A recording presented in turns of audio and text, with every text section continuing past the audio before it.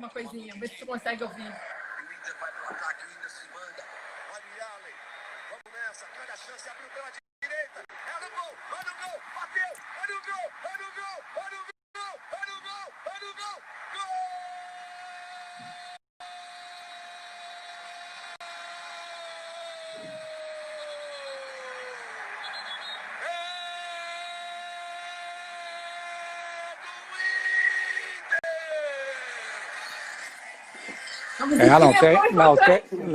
Não tem como não emocionar, né, Patrícia? Esse é o do Yarley, né? Outro dia a gente estava com o Yarley lá no Beira-Rio comentando sobre esse jogo, até ele foi reprisado esses dias na RBS e realmente cada vez que nós vemos esse jogo é uma grande emoção.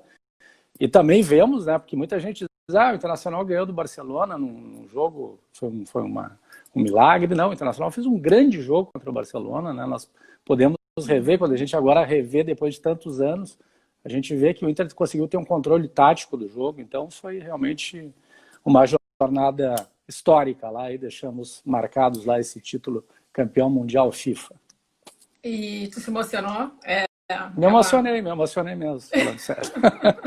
Bom, os colorados que não entraram, que entrem logo, né? Quer dizer, eles têm que entrar para poder ouvir isso, mas no final. Eu queria saber de ti, assim, é mais difícil ganhar um Mundial ou vencer a pandemia? Olha, eu naquela época do Mundial eu era um torcedor, né, de arquibancada, o que eu acho que é a melhor parte, né? A gente sempre fica muito mais feliz quando é só torcedor, porque termina o jogo, vai para casa e deixa os dirigentes se preocuparem com o dia a dia do clube, né? Na época nós tínhamos grandes dirigentes à frente do Internacional. O presidente Fernando Carvalho comandou essa jornada histórica e agora, na pandemia, o presidente Marcelo Medeiros está liderando, nós estamos junto com ele lá, eu João Patrício Hermann, talvez o pior momento da história, mas aí da história aí não é isolado de um clube, né?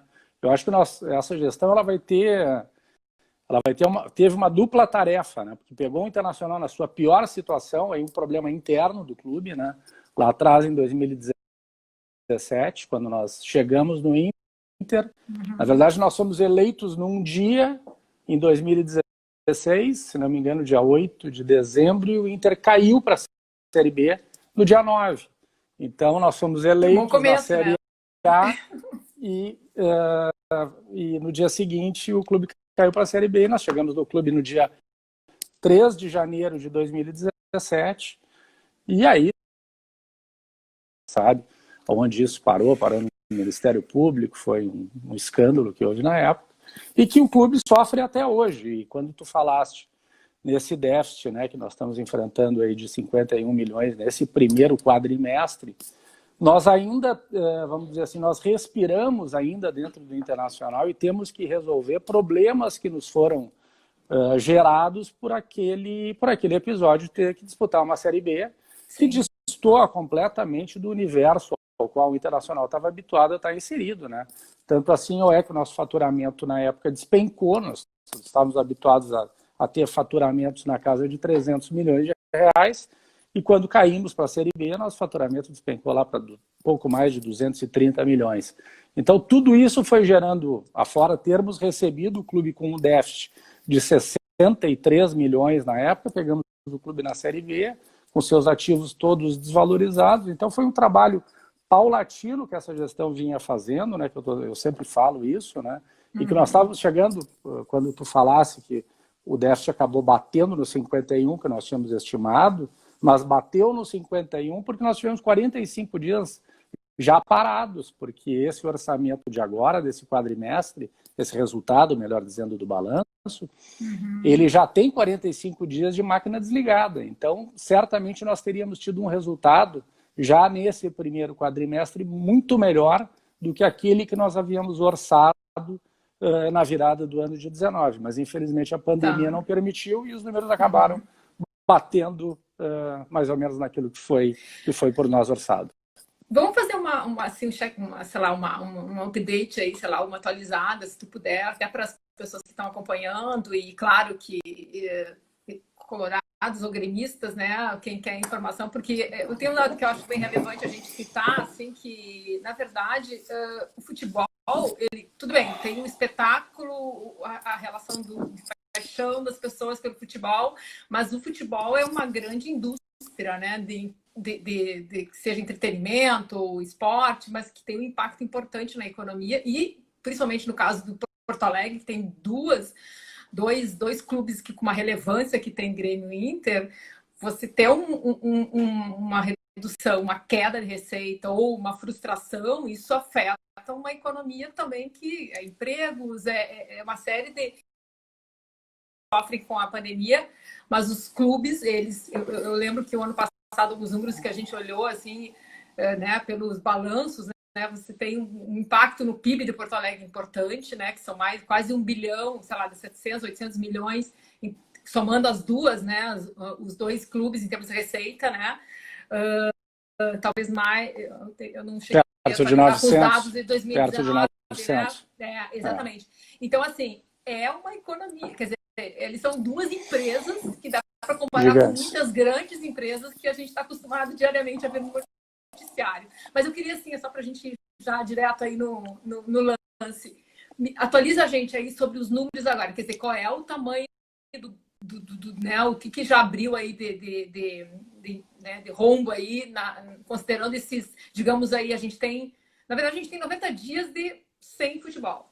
Fechou ontem, né? 15 foi a última jornada esportiva que aconteceu, foi 15 de março. Né? Exatamente, 90 domingo. dias. Exatamente.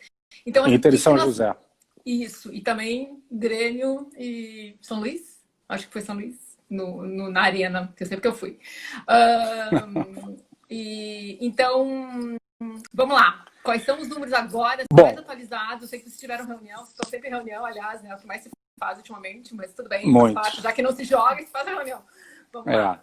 A bola ficou muito mais com os dirigentes agora, né? Esse é o problema, né? Os dirigentes acabam tendo um envolvimento ainda maior. Né? Claro, porque nós estamos gerindo um grave problema. Se tu pegares aí os 20 clubes da Série A, movimentam bilhões de reais. Geram milhares de empregos diretos e indiretos. E toda essa cadeia está afetada, né? Uma grande máquina que foi literalmente desligada da tomada, né? Nós estamos há 90 dias com os jogadores agora, treinando aí há 6 semanas, mas num treinamento muito mais físico do que técnico e tático, é impossível fazer qualquer tipo de coletivo.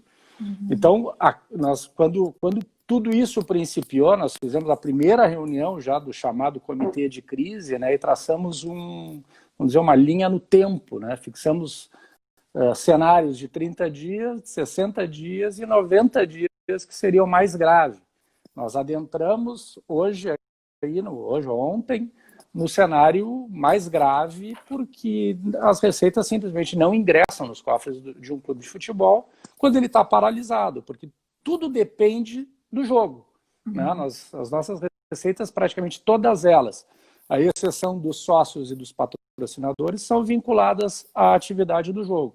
Então, não tem um detalhe importante, né? O Inter, desculpa te interromper rapidinho, o Inter tem uma vantagem nisso, porque ele tem a bilheteria, mas não tem estádio, né? Então, isso para vocês é muito mais impactante, né? Ela nos é muito importante, porque nós temos várias categorias de sócio, né? E o sócio tem sido o grande parceiro e o grande sustentáculo do clube nesse período. O Internacional, historicamente, se vale do seu quadro social, né? O quadro social do Internacional, há muitos anos, superou a marca dos 100 mil, né? Foi o primeiro clube a superar os 100 mil sócios. Ano passado, quando nós disputamos a final da Copa do Brasil contra o Atlético Paranaense no Beira-Rio, nós batemos em 127 mil sócios. Então, nós estávamos com um número extremamente elevado de sócios e sócios adimplentes.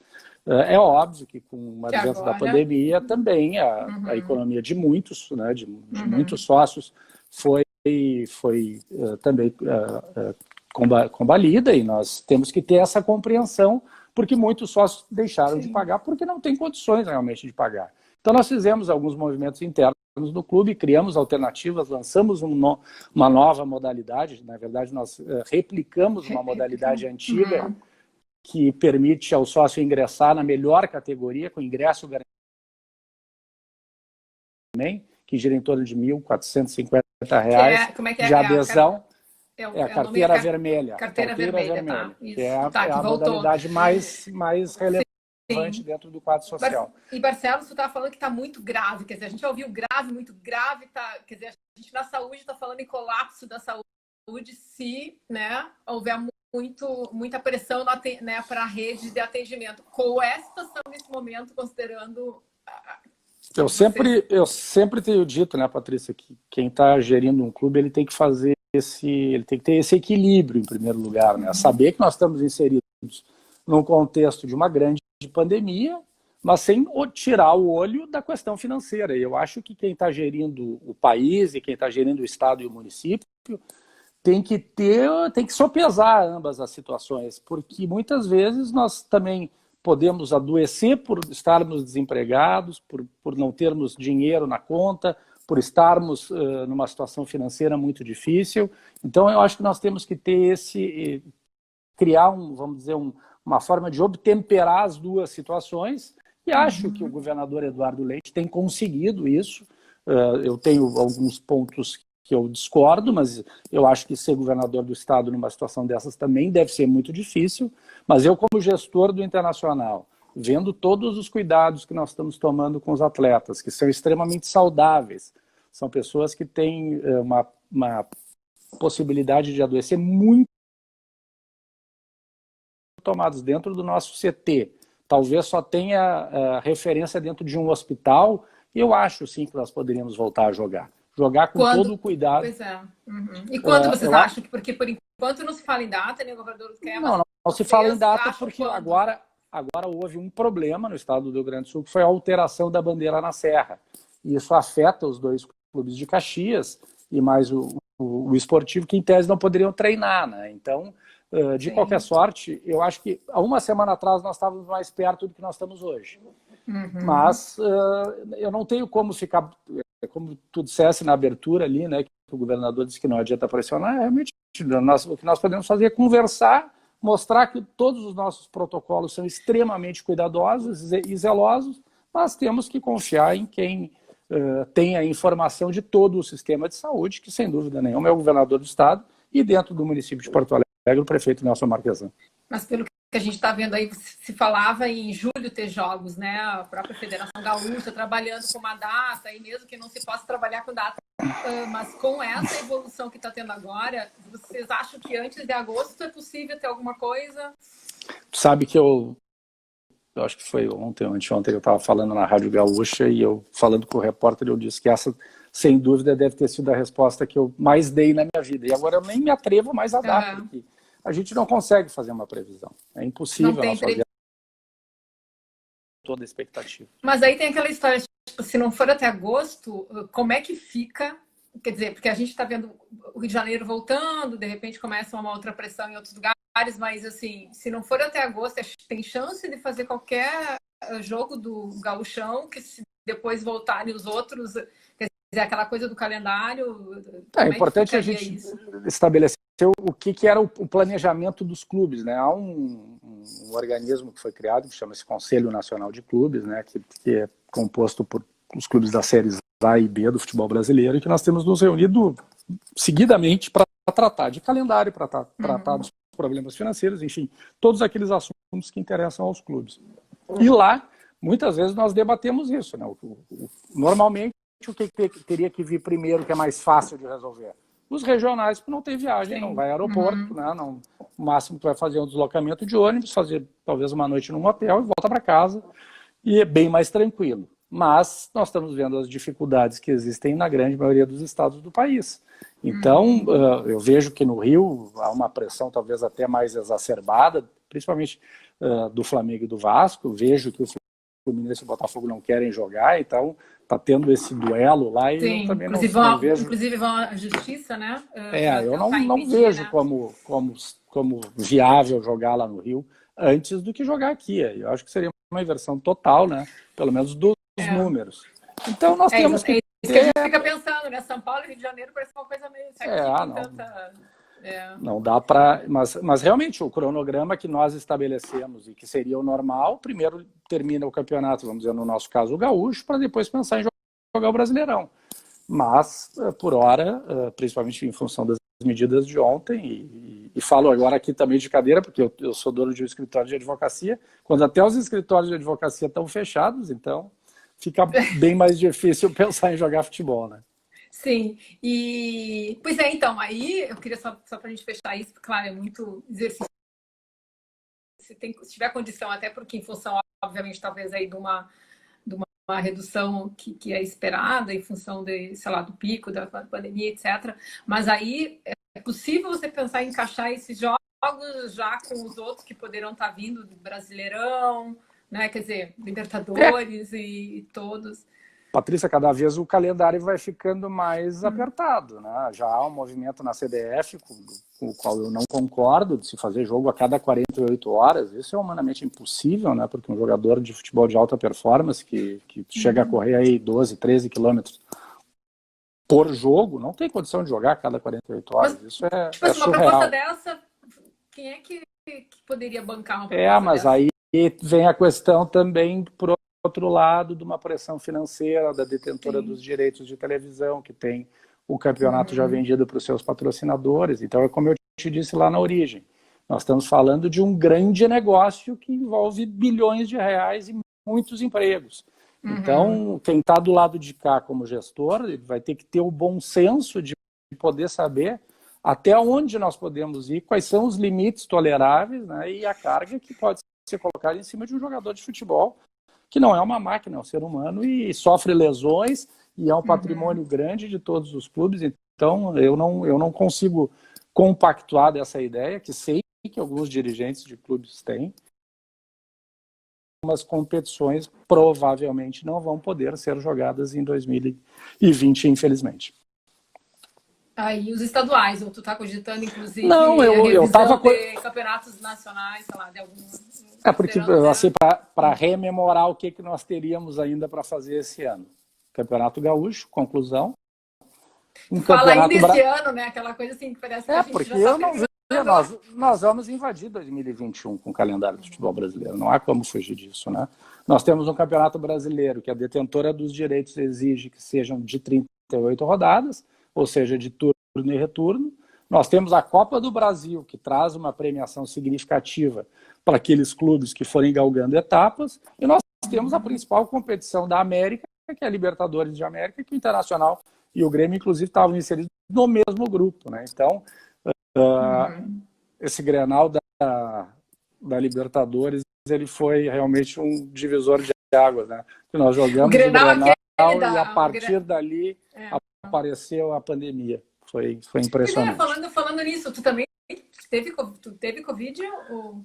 Olha, incrivelmente eu não tive, não sei como. Pós-duelo, literalmente.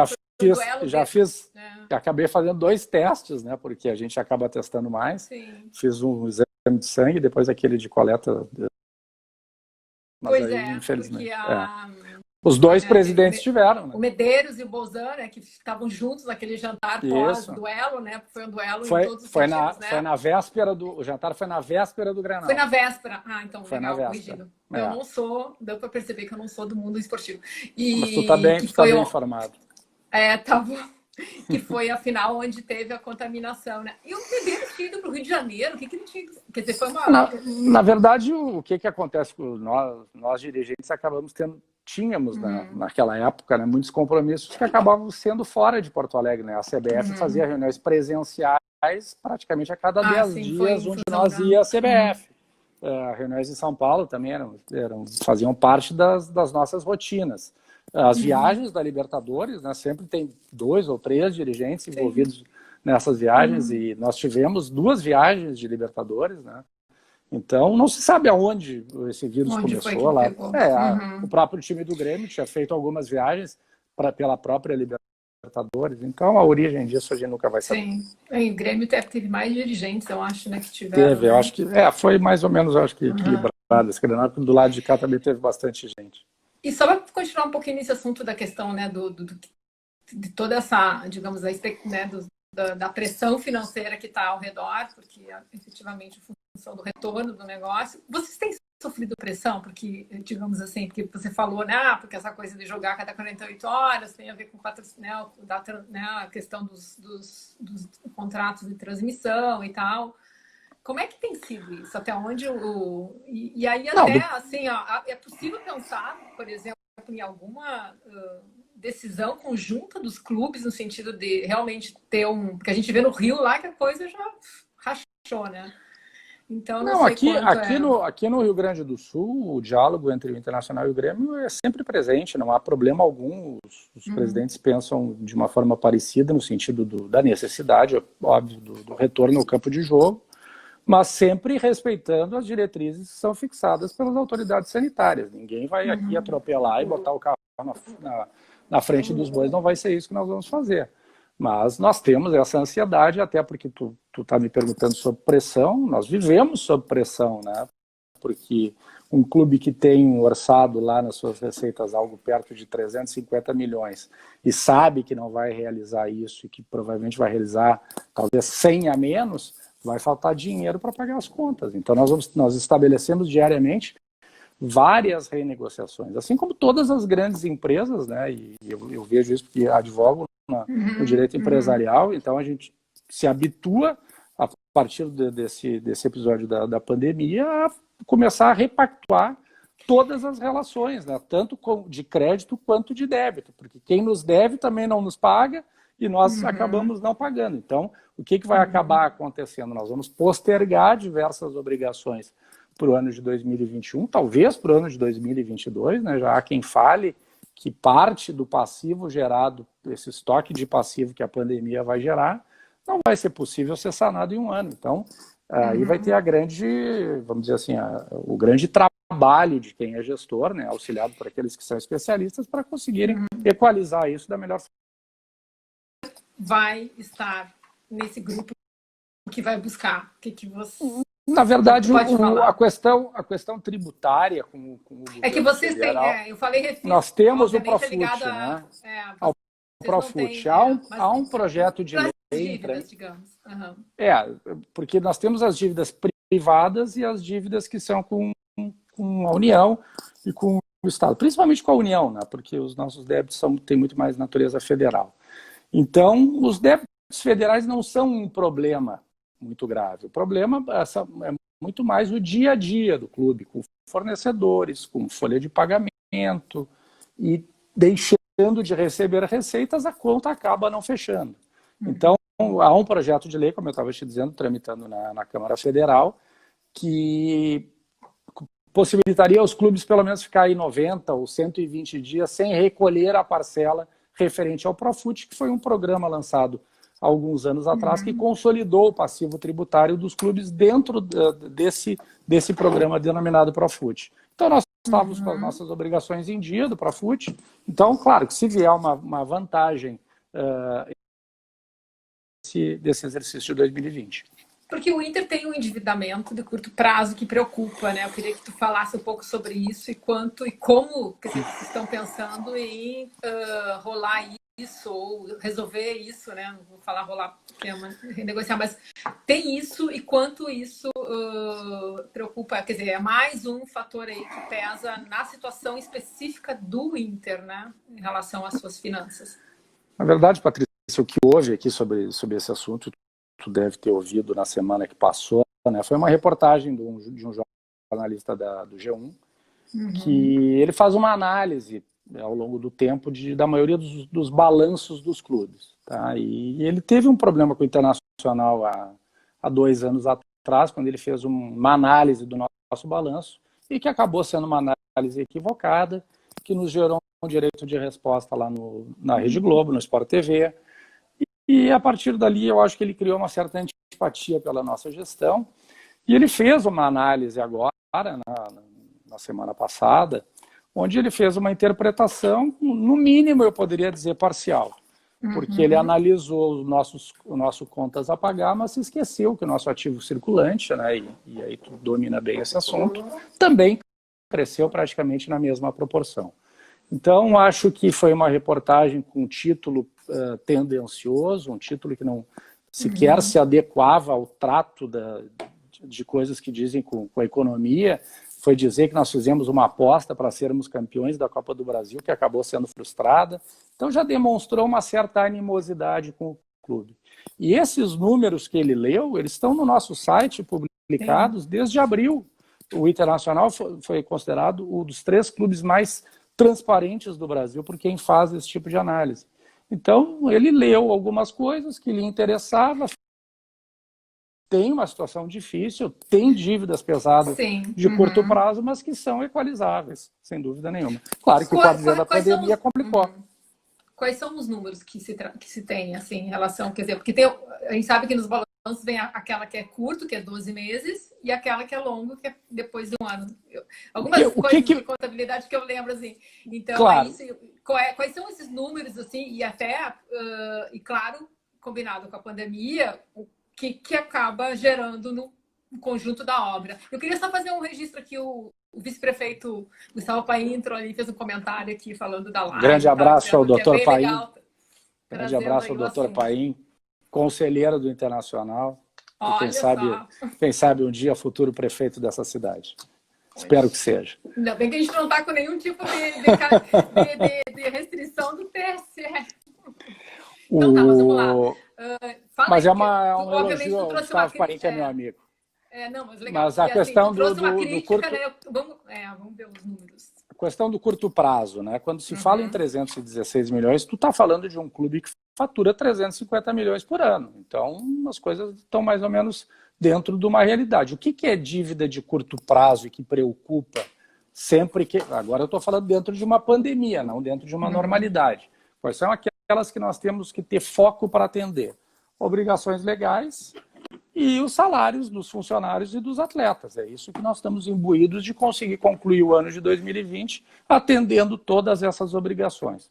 Vou te dizer que se nós entregarmos o clube em 2020, quando termina o nosso mandato, vendo hoje o cenário da pandemia, com essas obrigações perto de estar em dia ou em dia, já será uma grande vitória dessa gestão.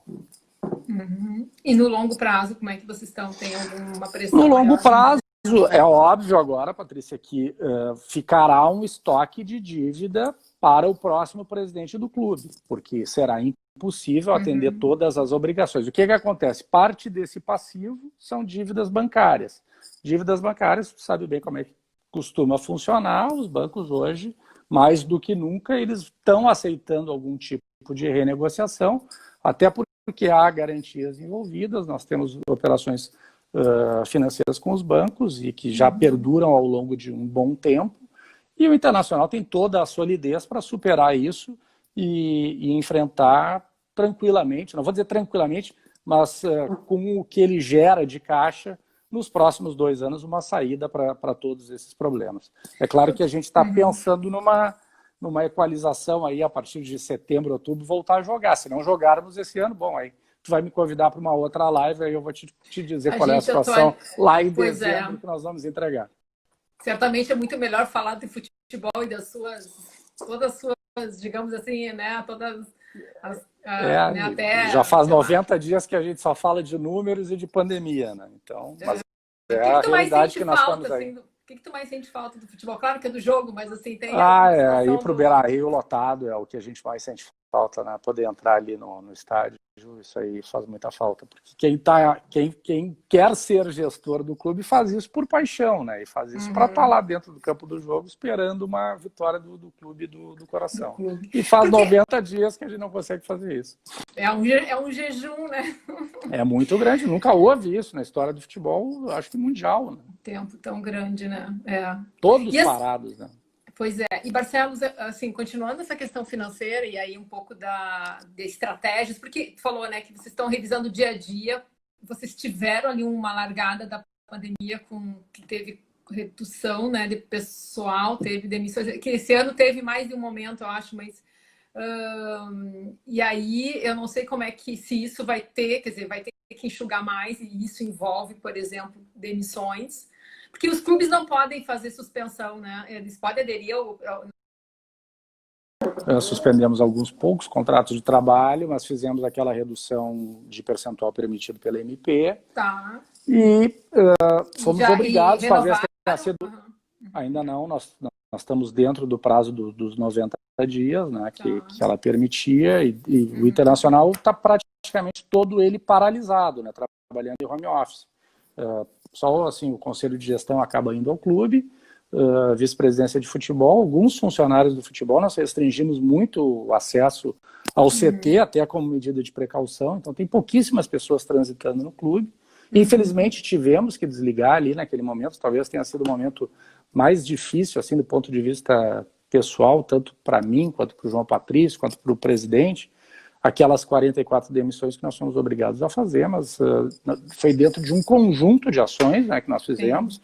Nós tivemos várias medidas também tomadas pelo departamento de futebol que geraram uma economia para o clube, e também lá houve alguns desligamentos, mas esperamos não ter que desligar mais ninguém, né? Nós queremos agora pensar em jogar, pagar as nossas contas e resolver esse problema, que aí eu já vou chamar de pós-pandemia, né?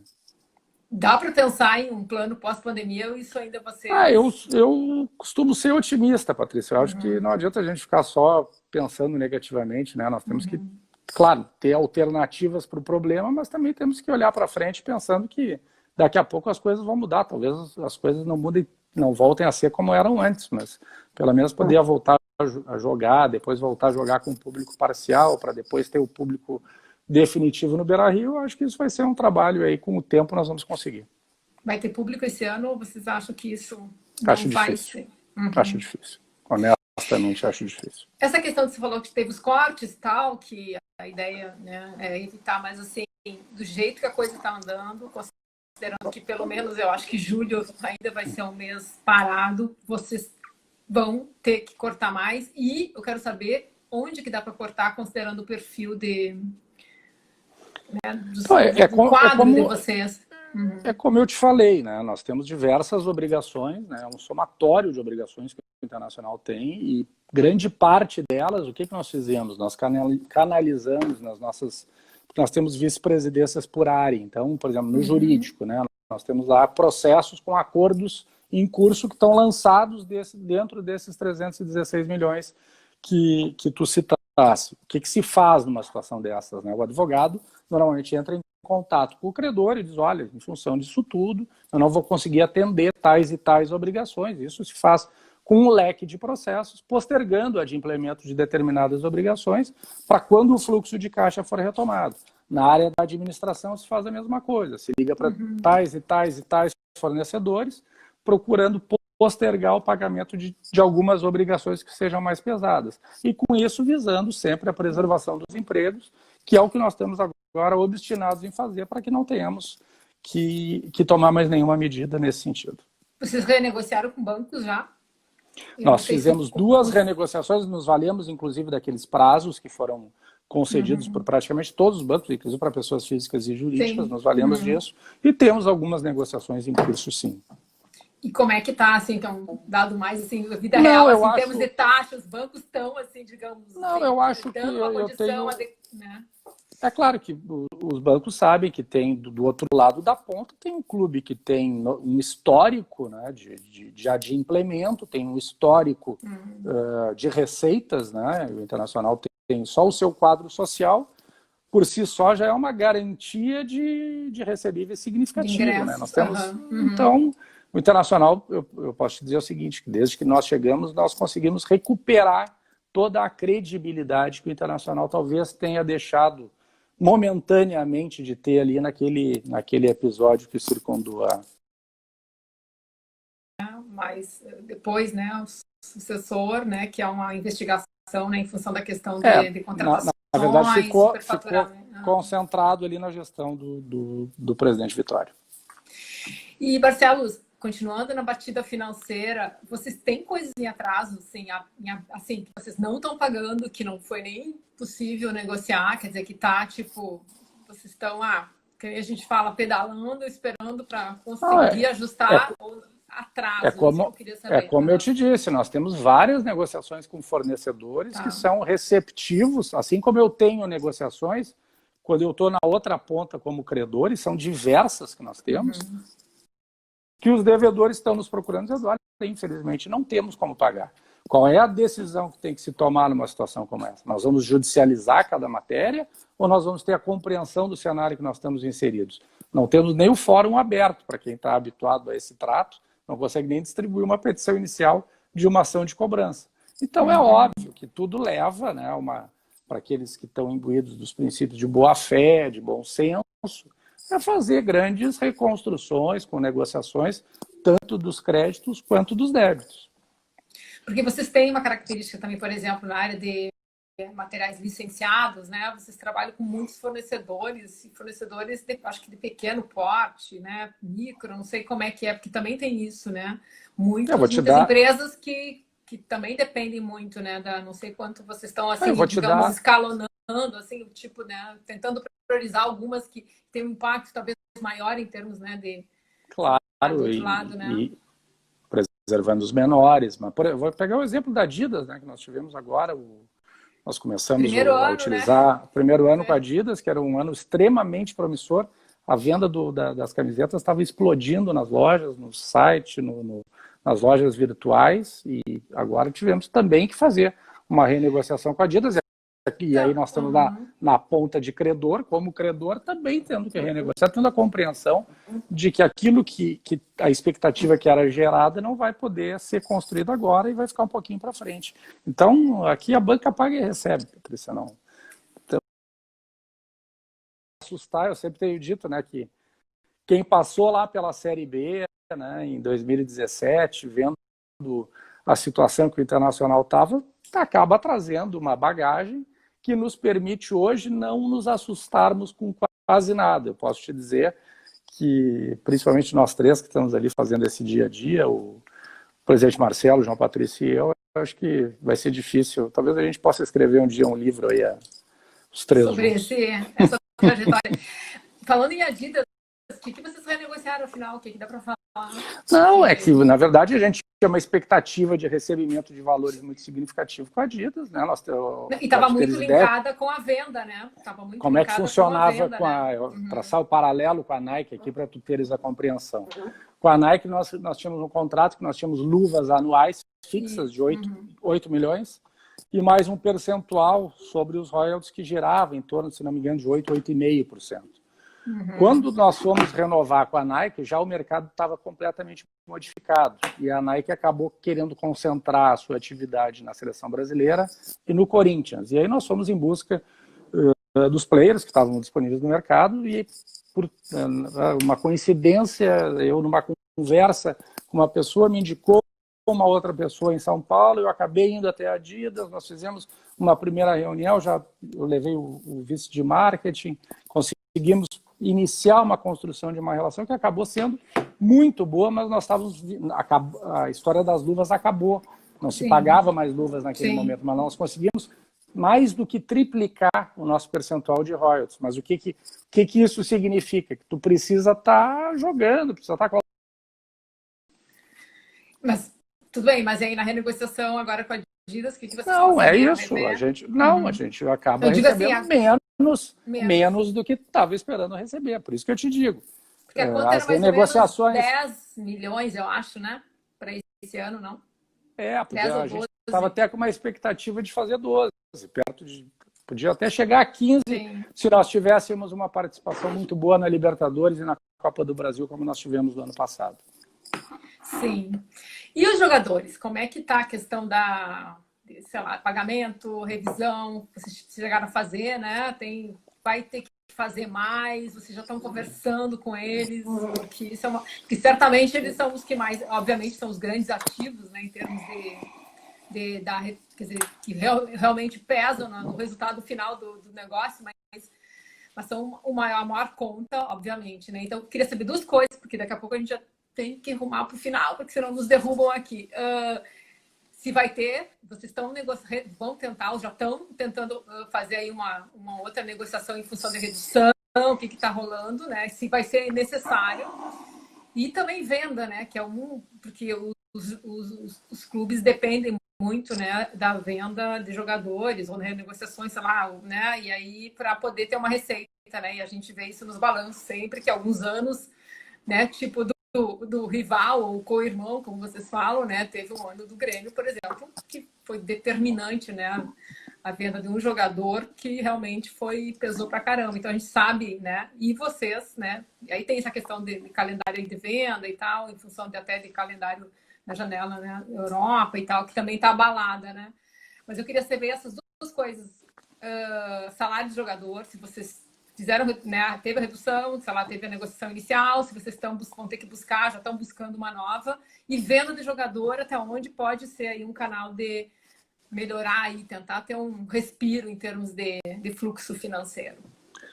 Bom, eu fico tranquilo de abordar esse tema. Tem alguns assuntos que a gente guarda muitas vezes do que a gente diz. Mas pode abordar aqueles assuntos que não, tu mas não quer. esse hoje dá para tratar abertamente, até porque os jogadores publicizaram isso. E achei aqui é importante construir um histórico para que nós possamos saber o porquê das coisas, né? Porque muitas vezes a gente tenta, eu vejo que em alguns setores se vilaniza o jogador, né? Porque ele ganha muito, não sei, está fora do sistema, não pensa no... Eu vou te dizer que nós temos um ganha muito muito grande... quando não ganha campeonato, né? Não, mas é o mercado, né? É o mercado. Eu não posso ir contra o mercado. Então, aí eu tenho que ir para outro lugar. O mercado do futebol é um mercado que se gasta, se recebe, né? Tem receitas grandes, mas se gasta bastante. E assim, acho difícil que mude.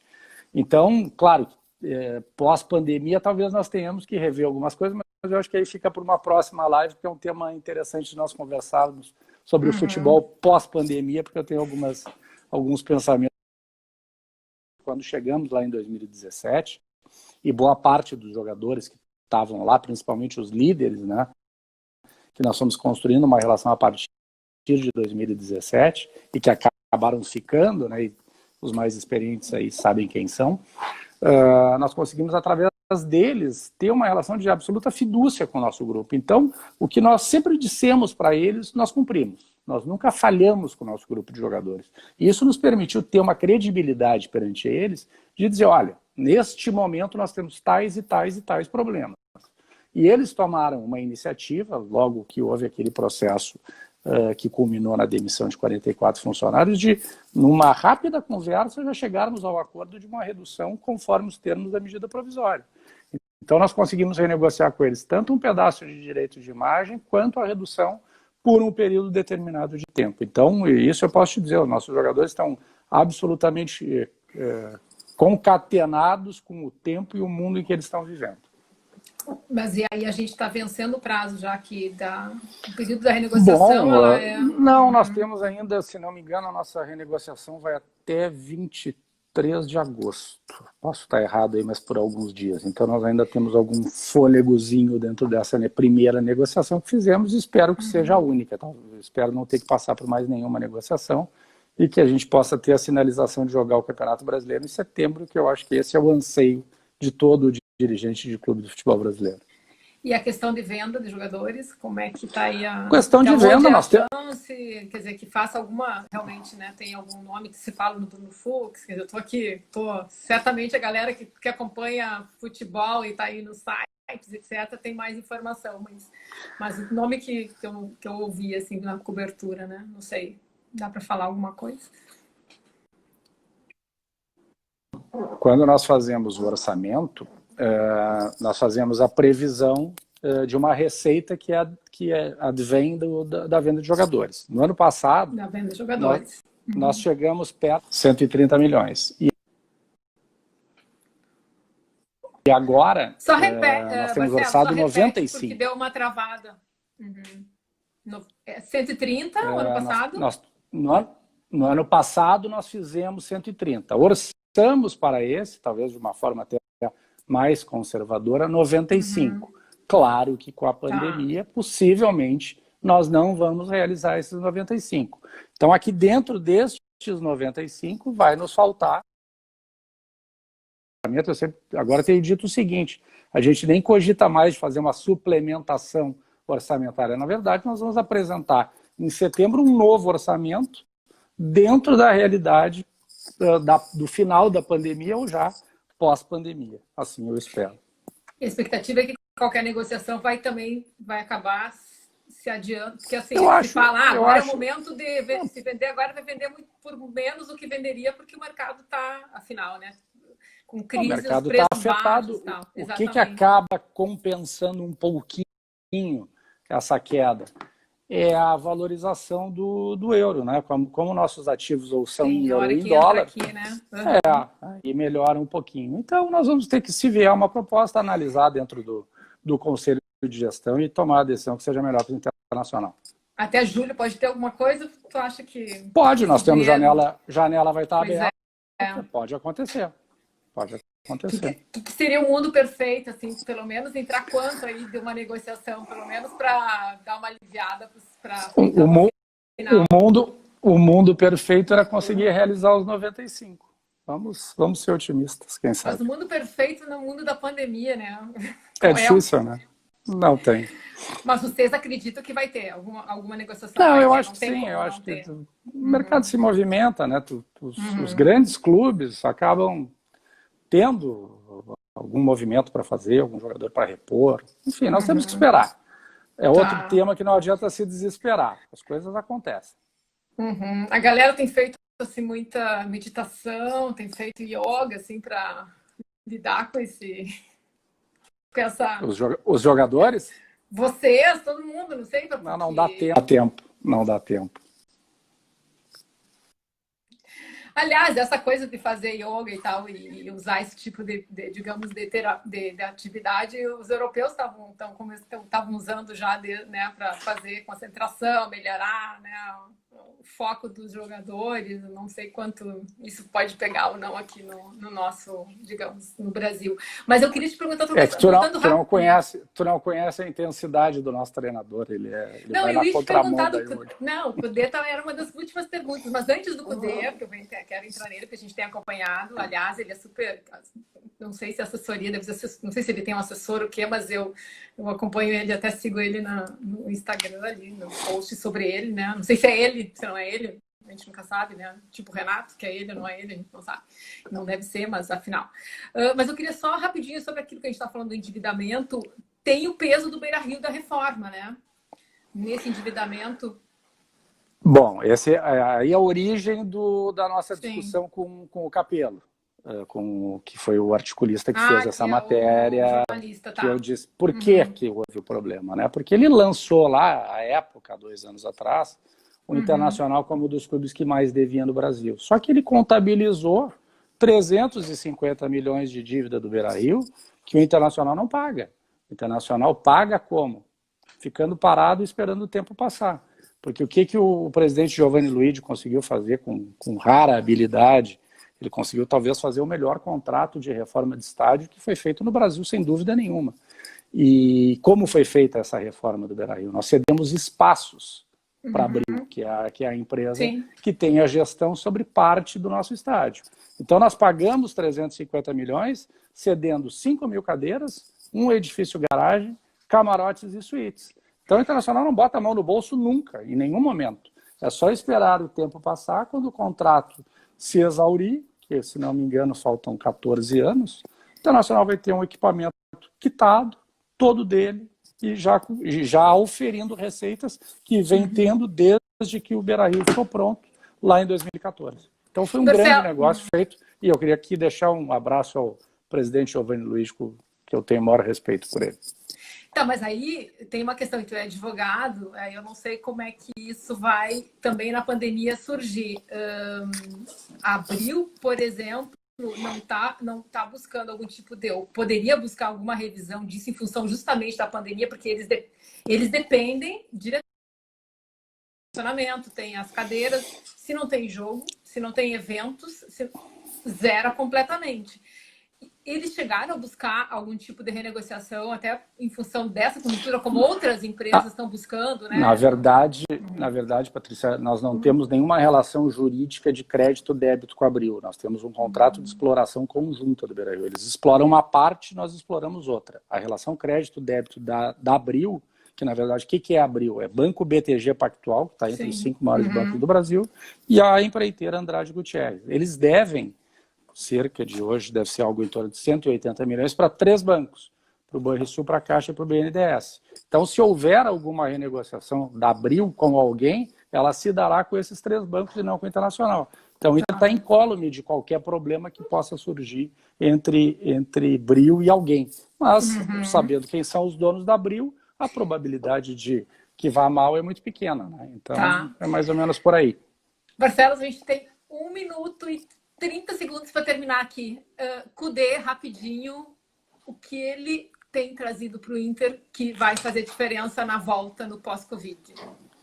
1 minuto. Bom, eu vou usar meu poder de síntese. O Kudê foi uma contratação que nós fizemos lá atrás, no setembro do ano passado, né? Nós iniciamos a conversa com ele, acabou ele não podendo vir no final do ano, ele acabou abrindo a temporada, e o trabalho dele estava sendo excelente, né? Nós estávamos liderando o Gauchão, liderando o grupo da Libertadores, tínhamos feito um grande Grenal, né? Onde nós tivemos com tudo para ganhar o jogo, foi um jogo absurdo não ter ganho.